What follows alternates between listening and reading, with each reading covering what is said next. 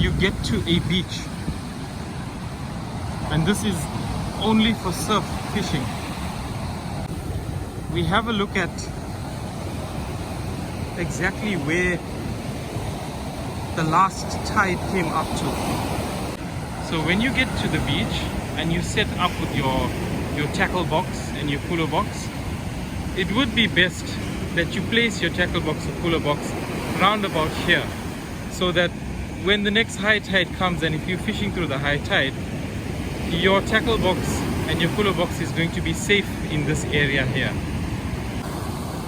When it comes to rock fishing, we are actually not allowed to fish on that side, so I'm actually not going to take a walk to that side, but the guys generally fish off this rock here. For beginners, I would recommend that you take a walk on these rocks before you carry your tackle, because these rocks get quite slippery. These rocks are very dangerous, and generally here what the guys do is that as the water goes out, they take a walk along here and they get onto that rock. And there is also another access point around these rocks, and you walk along the rocks and you get to this point, and then once they are there, they throw in on the low tide. I would recommend that you check with your local fish and tackle shop. They do sell boots that are made for rocks. However, from my experience, when you walk from the sand and you walk directly onto the rock without actually wetting your shoe with a puddle of water, it gets very slippery and you can actually fall down and injure yourself. Please do not take a chance with tackies. I wouldn't take a chance with tackies, because you'd guaranteed slip and fall and injure yourself. And 9 times out of 10 that if you fall on the rocks, nobody's going to know that you are injured unless you're fishing with somebody else.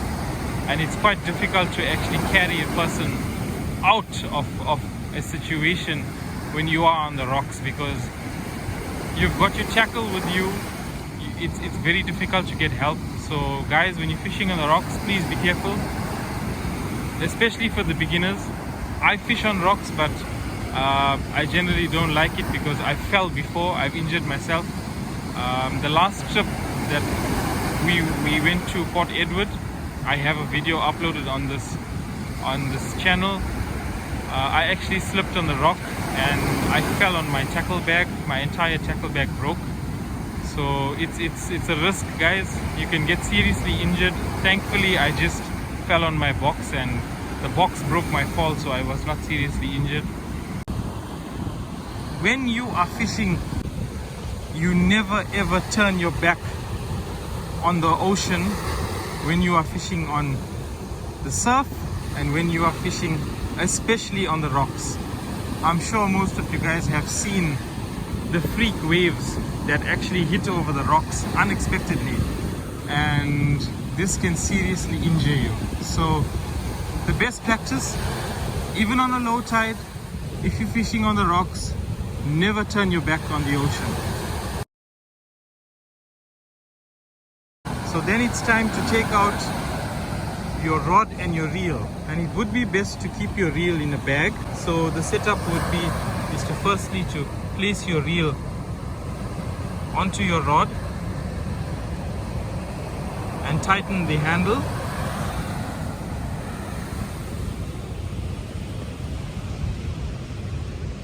Make sure that your reel never ever falls onto the sand. It will damage your reel. Your reel would need a service after that. Okay, now that your reel has been secured onto the rod, this is called a bail arm. B-A-I-L, bail arm.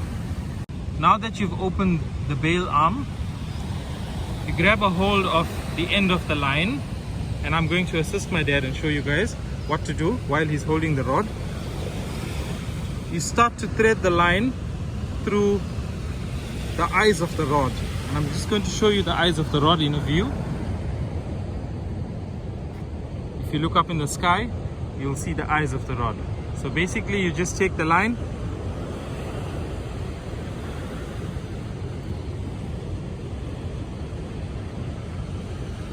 and thread it through. It gets quite difficult if you're fishing at night, so it's nice to have a headlight. For those of the guys who don't fish at night, you'll be fine in the day. Okay, so now that the line has been threaded into the rod, now it's time to tie on your trace. So now that we have threaded the line through the rod, we can close the bail arm. You would find that the line is reeled in using the bail arm. So it's very important to open the bail arm when you are threading your line through, and thereafter to close the bail arm. If you have a rod stand or a pipe, you can use your rod stand or a pipe at this time. Make sure that your rod does not fall onto the sand and your reel does not touch the sand. If sand gets into your reel, it's not going to be good, guys. You're going to have to use another reel. For demonstration purposes, I recently made that trace with a 2-ounce teardrop sinker and a 1/0 hook. So this is going to be a running trace. I'm going to get my dad to firstly thread the line through the sinker, and then to tie the hook trace onto the main line.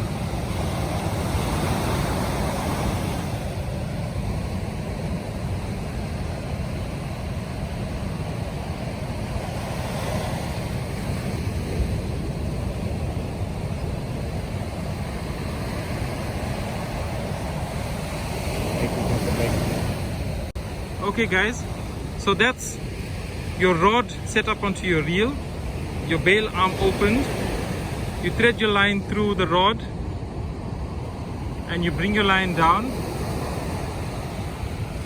This is the end of your line. This is how your sinker would run. This is a running trace, and this is your hook line. So if a fish had to bite the bait, you would feel the bite directly and you would not feel the sinker. There are other ways of tying this trace up together, but this is your simple running trace setup. Make sure that your reel is moving in a forward position and stop. Make sure that the reel does not move in a reverse position. It's locked. Cannot move. Now that we've discussed the reel and to make sure that it's locked in a forward position, as you are reeling, you would find your trace line coming up. So when casting, it's good practice to hold the line like that. Open your bail arm.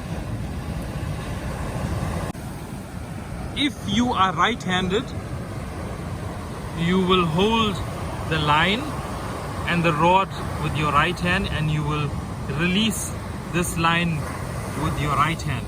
If you are left-handed, you will merely hold the rod and line with your left hand. And my dad's going to do over-the-shoulder cast. He's going to cast onto the sand. Okay guys, this is over-the-shoulder cast. Very simple. Hold your line, and when he moves the rod round about the 12 o'clock position, you can call this 9 o'clock, call that 12 o'clock, call that 3 o'clock. When he moves into that position, he's going to release the line with his right hand. He's going to release the line at that point, which will allow the trace to move forward. The second type of casting is a side cast. So this is basically a side cast. If we had to look at this in terms of a clock, let's call that 9 o'clock, 12 o'clock, 3 o'clock. And we're going to swing from 3 o'clock to 12 o'clock. And round about the 12 o'clock position, you would release that line and move the rod into the 9 o'clock position.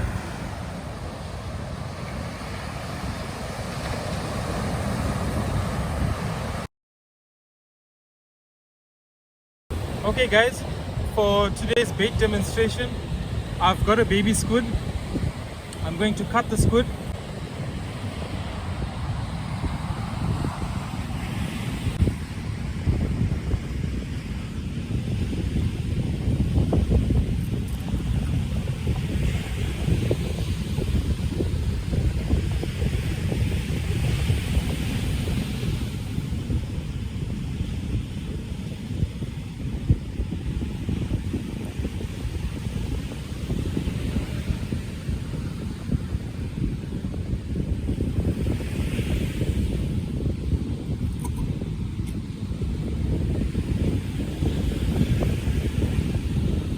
So this is your baby squid.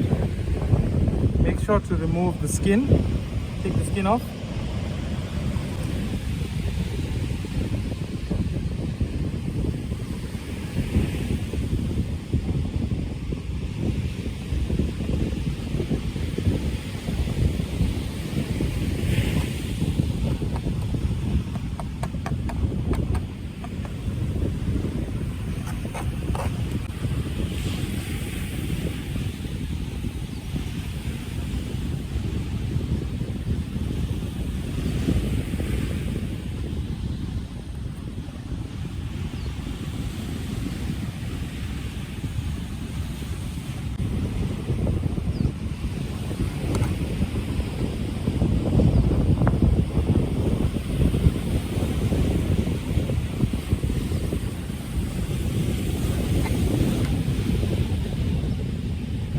I've cut a piece of baby squid.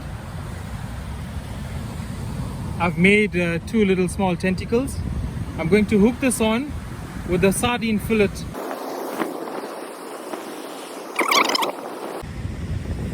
I'm going to hold the cotton and I'm going to place the baby squid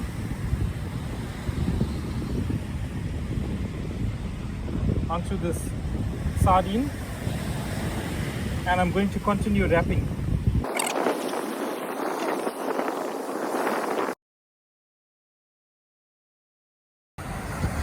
Okay guys, so we are completely set up right now, where we have tied on the sardine and baby squid. So when this bait hits the water, those tentacles are going to move around like this. It's very important to leave your hook a bit proud, so that if a fish bites and when you strike, he's gonna hook. And let's get this bait into the water.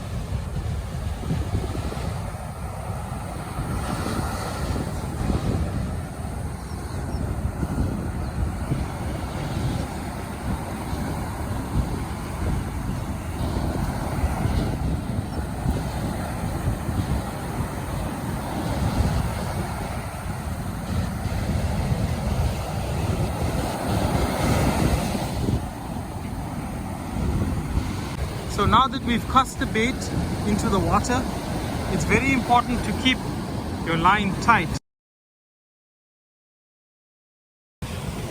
The drag is positioned at the top of the spinning reel. Yeah, you can release the drag. Make sure that your drag is tight when you are casting. So all this does is, if you are fishing with a small rod and you hook a big fish, when you release your drag, it allows the fish some line so that it doesn't bust up. So there comes a time where you will find the perfect position of your drag, so that when you are fishing, you have enough strength to cast forward without losing any distance with a loose drag.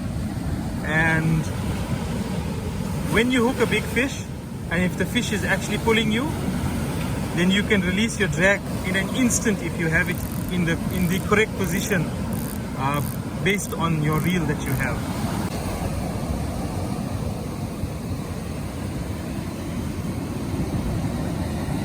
Thank you guys for liking and subscribing to Fish On South Africa.